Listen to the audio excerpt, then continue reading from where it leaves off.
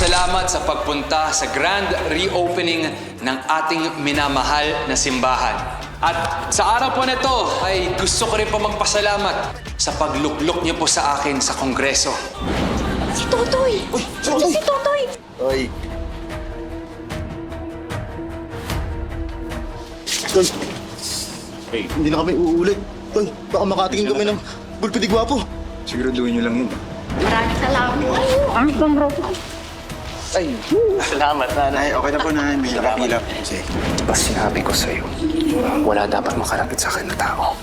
Bus, pasensya na. Wala kasi si Bulik eh. Hindi ka matitigil! Ano ba?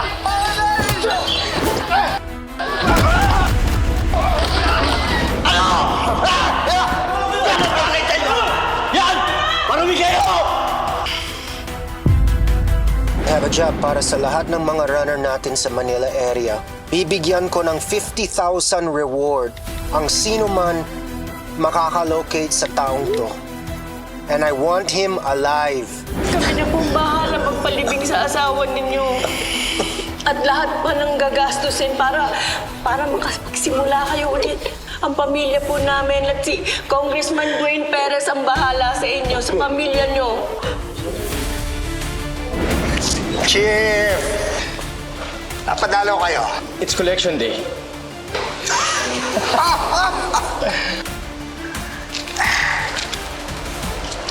Pasensya ka na, ha? Medyo marami lang bumabagabag sa isip ko nitong nakaraan. Alam mo na, Ayaw mo bang mabigyan ng hostisya yung pagkawala ng dati mong partner sa trabaho? Pag pinilit kong buksan ang nangyari sa kuya mo, baka hindi lang ako sumunod sa hukay. Pati na rin ang asawa at anak ko. Pasensya ka na, Em.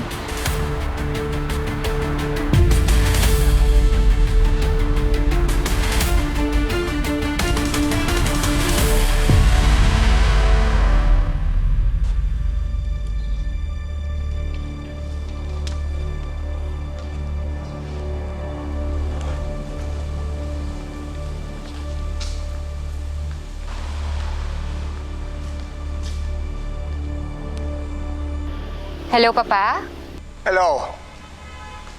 Ano latest, Amber? It's giving Pied Piper, Papa. Pwede bang paka-explain yan sa papa mong hindi Gen Z? Successful ang mga Perez sa pagpapaikot ng mga tao dito. Utu-uto talaga itong mga tiga-puok paraiso. Hindi na sila natuto sa false promises ng mga politicians. My God. Ano pa bang aasahan mo? Papa, can I just do something else? Na-stress na kasi ako sa mga kasyungan ng mga tao dito. Can I just go back sa pag-track down kay Totoy? Kaya na namin ang kapatid mo yan. Kailangan rin natin bantayan ng mga Perez. Ngayong congressman na si Dwayne, kailangan nating maging alisto. Dahil kung hindi, baka mapag-iwanan tayo. Okay, fine. I'll update you later. Bye! Okay, sige, bye anak.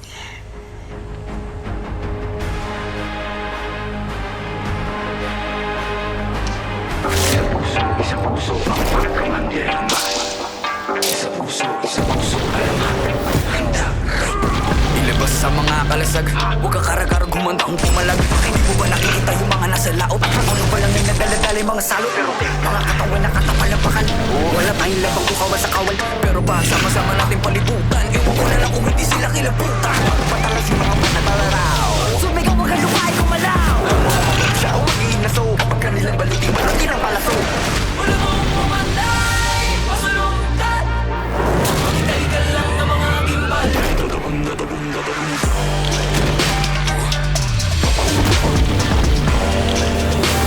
Susumigaw kayo na mabulong. Dahil puso man dirigma, di papakutsa, di papapugo. Puso man dirigma, di papadikta. At nalagunda. Sila yung napuputan, sila yung nagalo. Ang balat sa tinalupan. Kami yung panalo, pero bakit parang kulang? Para ba sila yung nagitahit ng muhunan? Teka sandali, gagawin ko yung nabura. Ako na mabakala, ako yung nakatira. Panasol, para ditang bento. Bagato sa pagkasala yung tamyento. Kasi nga sino ko nagpapapapel. Mga pangalan natin tinala sa papel. Pag di mahalo, wag ka na pumapel. Kung hindi din ang seto nagawa sa papel. Wala ko manay, pasalongkat.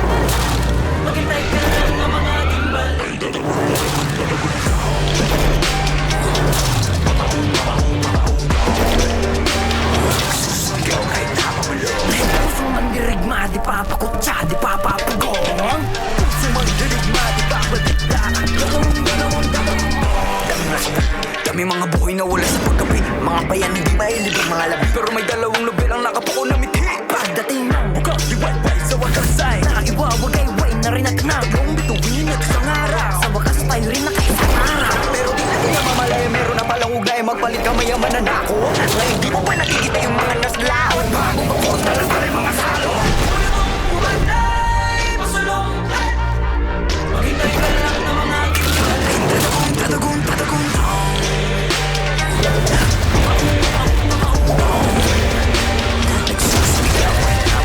dahil puso man dirigma, di papakutsa, di papapugong. Puso man dirigma, di papadikta.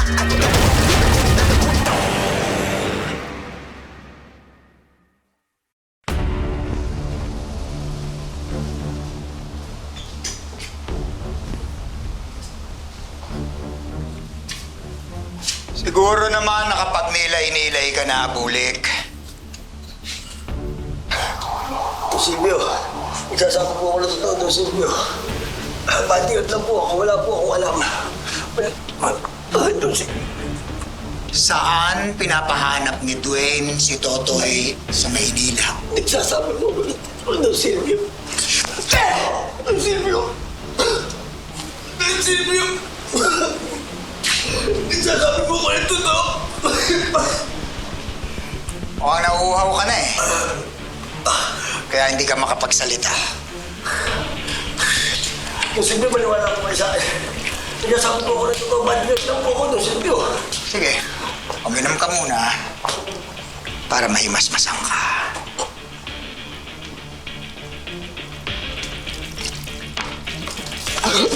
Silvio!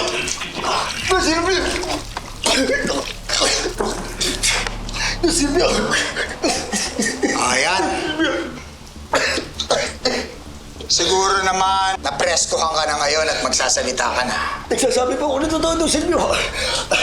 Ang alam ko lang, hanggang ngayon di pa rin nila kay Cristo ito iba to sa Manila. Yun lang po, Silvio.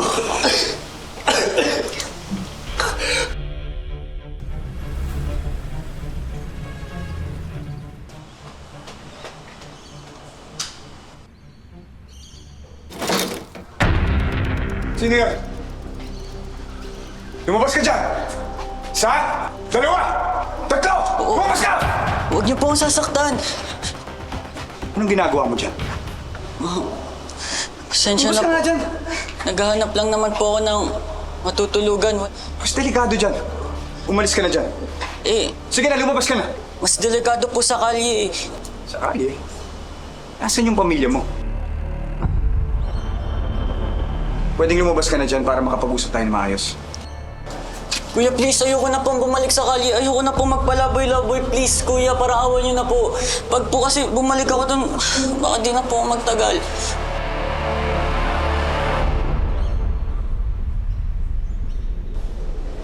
Hindi mo na kailangan bumalik sa kalye. Huh? Kung gusto mo, bibigyan kita ng maayos na tirahan. Talaga po? Talaga po, kuya. Salamat po. Ay, Diyan ka na. Totoy nga pala. Bricks po. Bricks. Nga pala, kumain ka na ba? Hindi pa po. Sakto, sumama ka sa akin. Yes. Yun lang po, Silvio. Alam mo, wala magagawa yung katapatan mo sa boss Dwayne mo. Maikli pa ang tahig nun. Walang binatbat. Ayaw mo magsalita? Sige nga. Kapitan niyo yan. Nagsasabi ako ng totoo, Silvio. Silvio! Silvio ako po! Silvio, nagsasabi ako ng totoo, maniwala po Ayaw kayo mo sa akin, magsalita, Bulik! Silvio, totoo po ang sinasabi ko, maniwala po kayo sa akin, Silvio! Ano, Bulik? Maniwala ka sa akin, Silvio, nagsasabi po ako ng totoo! Ayaw mo? Yun lang po ang alam ko, Silvio! Silvio! Bulik!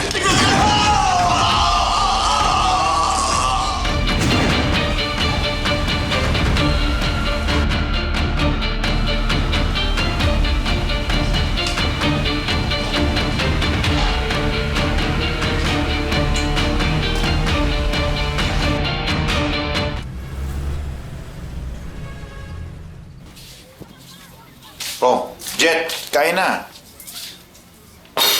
Pa, Pupunta ka ba dun sa grand reopening tsaka dun sa Thanksgiving party nila, Dwayne? Eh, syempre hindi, no? Pero, pinadala ako ng food pack ng mga kapitbahay. Sarap, Jet. Yan tayo pa eh. Eh, hindi naman sila nagluto nun eh.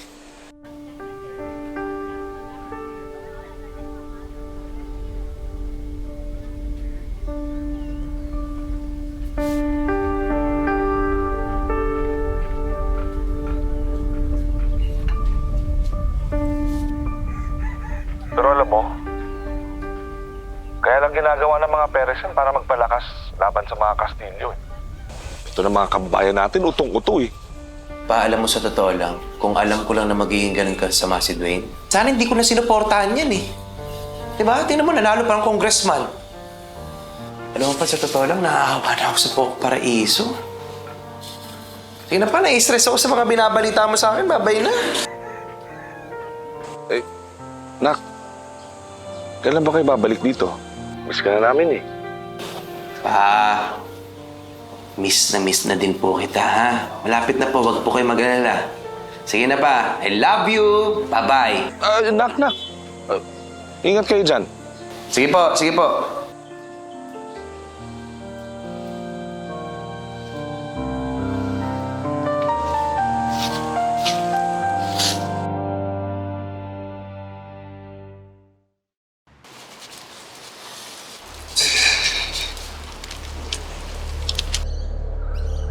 Meron ba?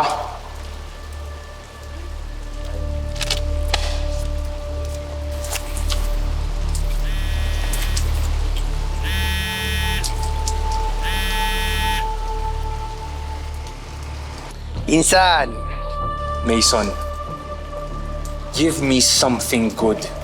I got something really good for you. May lead na ako kung nasan si Totoy. Mason, halungkatin mo yung buong lugar na yan. And don't you dare come back to me unless you have Totoy Patol's head on a silver platter. Naiintindihan mo? Catch you, Insan.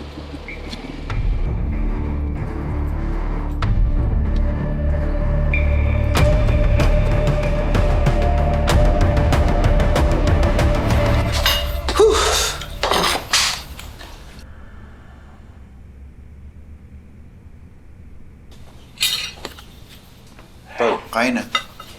Father. Jet. Pasensya ka na. Pero mukhang matatagalan pa tayo dito. Galit na galit sa atin yung mga taga-Pook Paraiso. At sigurado akong lalong nilalaso ni Dwayne ng mga utak nila. Lalong-lalo na ngayon na nanalo pa siya. Di bale, masasigurado ko makakahanap tayo ng paraan para makabalik doon. May plano ng Diyos para sa atin. Tayo na. Teka lang, Chong, ha? Briggs! Chong Father, Jet. Si Briggs. Briggs, Chong Father, Jet. Magandang araw po. Pasensya na kayo, pero sinama ko siya kasi wala na siyang tutuluyan. Kung okay lang sa kanyo. Oo. Sige. Tama. Ayan, marami pagkain. Sakto, pinaghahanda kita ng crispy kanin, ha? Crispy ko. Vamos, Chong Father Briggs. Tutong yan eh. Ah, nagreklamo ka pa, binibigyan ka na nga kung magugas ka kaya ng kamay dyan o magugas ka ng mukha mo. Puro ka reklamo, binibigyan ka na nga ng pagkain dito. Huwag mo kinaan, stress ako ngayon. Tubig ka muna. Ito talaga, Father, eh, no? Salamat, Chong Father. Dapat dyan, binibless eh. Tubig ka muna.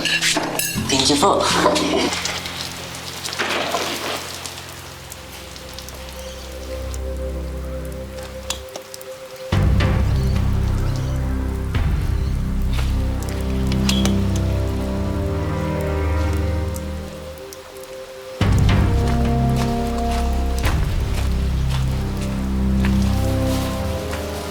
Dwayne, yung damit mo.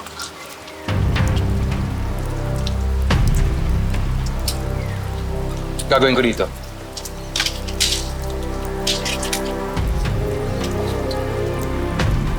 Dustin, subukan mo maliit ulit. Tignan natin kung anong mangyayari.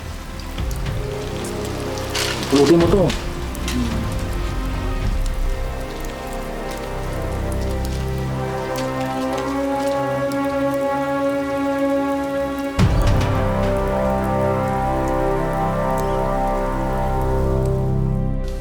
Gusto mo ba yung crispy kanin ko? Sabi ko sa'yo, dito ka lang makakatikim niya. Malakas pala kumain nito, ah. Ano? May kumupinawa. Meron po akong sorpresa sa inyo. Surpresa! Oo naman! Magugustuhan mo to, Father! Yan. Gusto Gusto ko ba magkanin? Sige, kainin ko, pero... Baka naman nasuplikan chat mo, ha? Sanay ka ba niya kumain ng ganyan karami? Sige na, kumain ka pa. Ang payat mo, eh.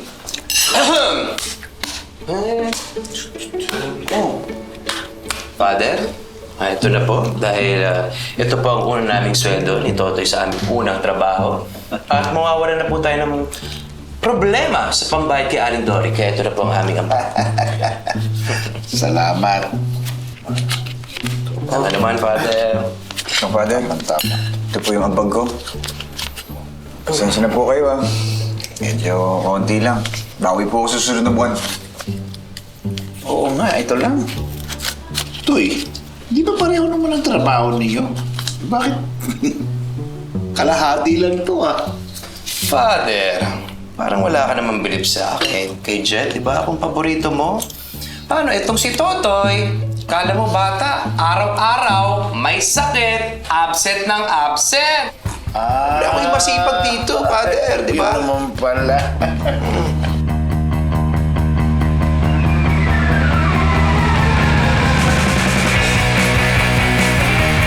Pasensya na po, Father. Kasi hindi. Huwag ka na namang palusot pa. Alam naman namin ni Jet kung saan-saan ka nagsusuot. Diba? Toy, kung akala mo, hindi nagtitrending yung pagiging hero mo dito, pues, Toy, gusto ko lang sabihin sa'yo, sikat na sikat ka dito sa lugar natin ngayon. Kayo po pala yun, Kuya Totoy. Yung naririnig kong kwento sa daan, natutulog pa ako. Yung... Grabe, Lodi ko po kayo! Upo ka lang. Sige na, gutom lang yan. Hindi ka naman pwedeng pabayaan yung mga nanggugulo dito sa bagong paraiso.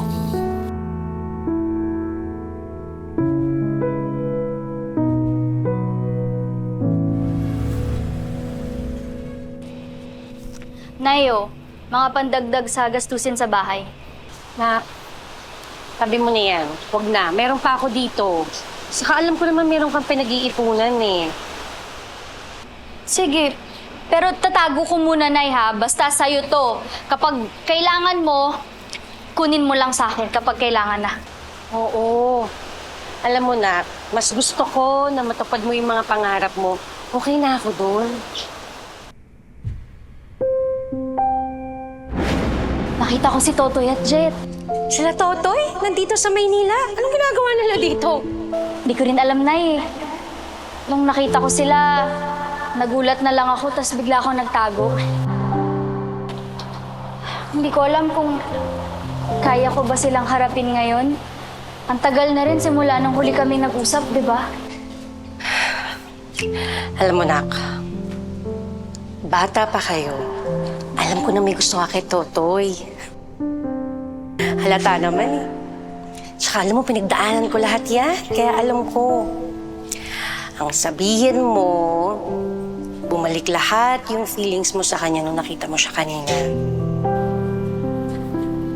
Nanay nga kita. Nay, hindi ko naman dine-deny na may gusto ko kay Totoy eh. Ngayon, alam ko lang talaga yung priority ko. Yun yung alamin kung ano talagang nangyari sa pagkawala ni Kuya, di ba? Yun muna yung focus ko ngayon, dapat. Walang iba.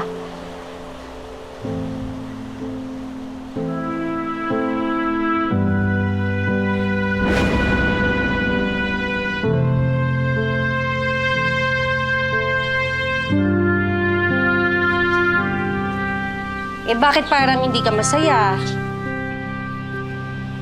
Naalala ko lang si Totoy.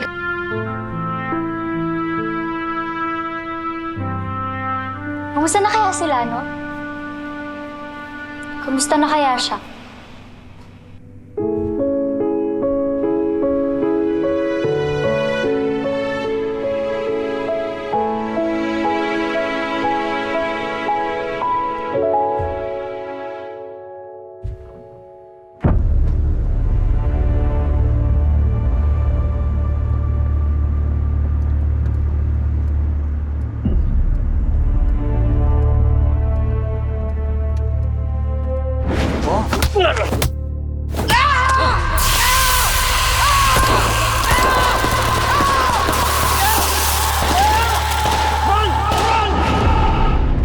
ko hahayaang mamatay ka sa kamay ng mga Perez. Hindi pa ako nakakaganti sa ginawa mo sa akin. Sinunog mo hindi lang ang mukha ko, pati ang dignidad ko. Pero dahil doon, nakita kong nakatago sa bato ang isang diamante. Hindi ako barbaro, kundi isang mapangahas na negosyante. At sa mga mata ko, hindi ka liability. Isa ka sa pinakamagandang asset laban sa mga Perez. Hindi kita papatayin. Gagawin kong pag-aari ang buhay mo.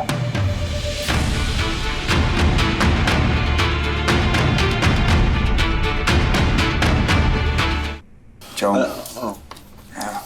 pasensya na kayo ha. Hindi, alam mo to, magsinungaling sa inyo. hindi naman kita mapipigilan na gumawa ng mabuti. Kaya lang, hindi ko rin mapigilan ng sarili ko na mag-alala para sa iyo. Tigilan mo na yung paghahanap ng gulo. Delikado tayo eh. Tayo nga, hinahanap nga tayo, di ba? Ika nga ni Jet. Ito eh, kumakalat ng pangalan mo dito. Kaya delikado talaga. Mahirap makipaglaro sa tadhana kung buhay ang nakataya.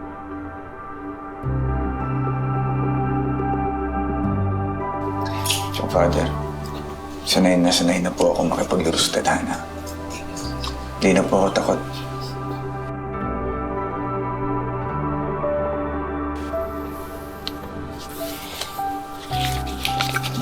Maraming salamat. Masisipag din kayo.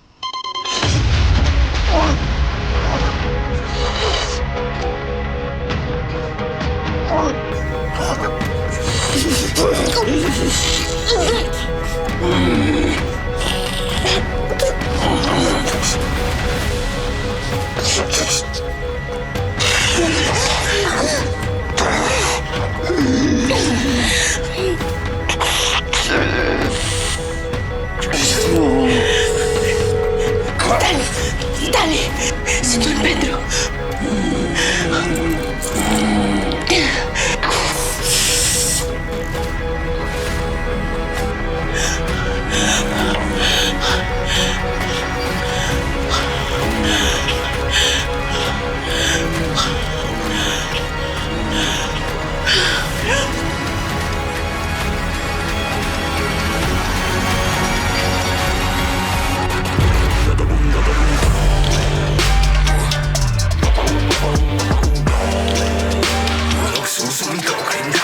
Dahil puso man dirigma, di papakutsa, di papapugo.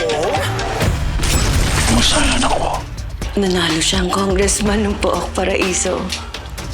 Malayong mararating ang anak natin. Tay! Di ba ikaw yung nagligtas sa akin sa may tindahan noong nakarang araw? Parang di naman. Ako nga pala si Chua. Totoy? Totoy, ba to? Hindi niyo pa ba alam kung sino talaga yung mokong na yun? Wala kayong kwenta! Barya lang to ah. Alam mo naman, Dwayne, may kahati tayo sa teritoryo natin. Wala akong pakialam. Hindi ako magdadalawang isip na sagasaan siya dun sa kabila ng parte ng mukha niya. Naiintindihan mo, Uncle?